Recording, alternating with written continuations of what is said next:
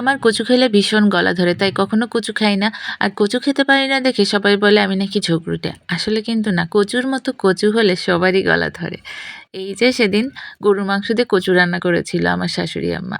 আর এই গরুর মাংসের কচুটা এনেছিল আমার এক দেবর গ্রাম থেকে। সেটা ছিল মান কচু।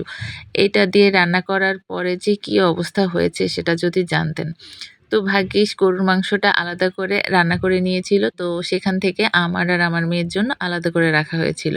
অর্ধেকটা আলাদা করে রেখে বাকি অর্ধেকটা কচুর সাথে রান্না করা হয়েছিল। পরে সবাই তো ভেবেছে তারা কচু দিয়ে খুব মজা করে খাবে আর আমরা শুধু গরুর মাংস খাবো। তো আমাদের আবার কচু খেতে না পেরে কোনো দুঃখবোধ নেই। কারণ আমরা যেই কচুই খাই সেটাতেই আমার গলা প্রচণ্ড পরিমাণে ধরে, এর চাইতে না খাওয়াই ভালো। যাই হোক, গরুর মাংসটা আলাদা করে রান্না করতে দিল হাতে মেখে সুন্দর করে চুলায় বসিয়ে। আর কচুটাকে আলাদা করে একটু তেল দিয়ে হালকা ভাপ দিয়েও নিয়েছিল হলুদ লবণ দিয়ে। তারপরে একটু পেঁয়াজ বেরেস্তা করে এর মধ্যে বেশ ভালো করে মশলা টশলা দিয়ে, আর গরুর মাংস যেহেতু রান্না আগেই করা হয়ে গিয়েছিল, ওখান থেকে একটু ঝোল দিয়ে খুব ভালো করে কষিয়ে কচুটা রান্না করা হলো। মানে কচুটা আগে একটু কষিয়ে নেওয়া হলো। তারপরে গরুর মাংসের সাথে রান্না করা হলো।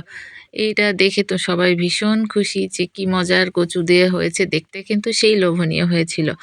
যাই হোক, তারপরে খেতে যেয়ে মানে সবারই অবস্থা খারাপ। কেউ এক গাল খেয়ে সেকেন্ড গাল আর খেতে পারেনি। এতটাই গলা ধরতেছিল।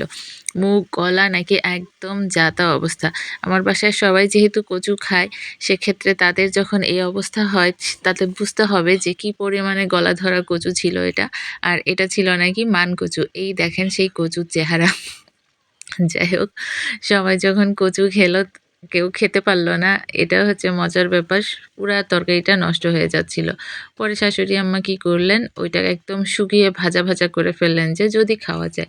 কিন্তু না, সেটাও খাইতে পারল না কেউ। কি একটা অবস্থা! মাংসটাও নষ্ট হলো, কচুটা তো গেলই।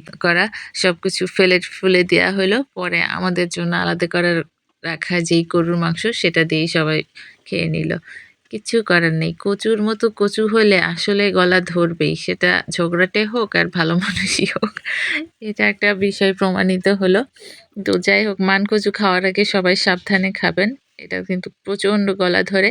আর এটা ভেবেছিলাম কচু দিয়ে মাংস রান্না করব, সেটার একটা রেসিপি বানাবো। বানাইছি ঠিকই, কিন্তু এটা কোনো ভালো রেসিপি না। কচু দিয়ে মাংস রান্না করার আগে একটু বুঝে শুনে নিবেন যে কচুটা আদৌ গলা ধরবে কিনা, সেই বিষয়ে আগে থেকেই সবকিছু জেনে শুনে তারপরে রান্না করবেন। যাই হোক, এই তো গেল আমার রেসিপি। যারা কচু খেতে পারেন বা কচু খাওয়া অনেক ভালো, কচুতে প্রচুর আয়রন।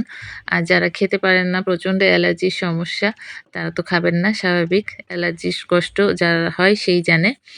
আর কিছু কচু আছে খুবই গলা ধরে, সেটা না খাওয়াই ভালো। কারণ কষ্ট করে কোনো কিছু খাওয়ার তো দরকার নেই, তাই না? আর অনেক কচুই আছে যেগুলাতে গলা ধরে না এবং ভালো আয়রন থাকে। তো সেইসব কচু খাবেন। আর সবাই সুস্থ থাকবেন, ভালো থাকবেন। এই রেসিপির আর কি বলবো? নরমাল মাংস রান্না করতে হয় যেভাবে, সেভাবেই শুধু কচুটা আলাদা করে কষায় দিতে হয়। সবাই সুস্থ থাকবেন। আল্লাহ হাফেজ।